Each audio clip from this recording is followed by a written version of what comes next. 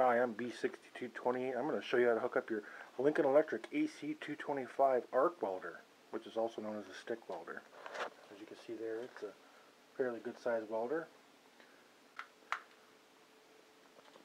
But I'm going to wire it into this, well, I'm going to show you how to wire it into this outlet, this breaker box.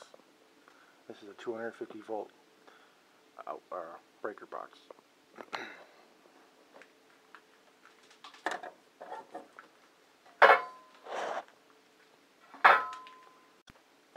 Now before I start, I'm going to shut the power off to this box right in here.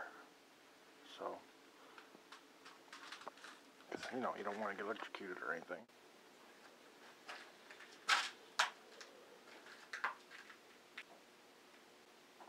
Right in here.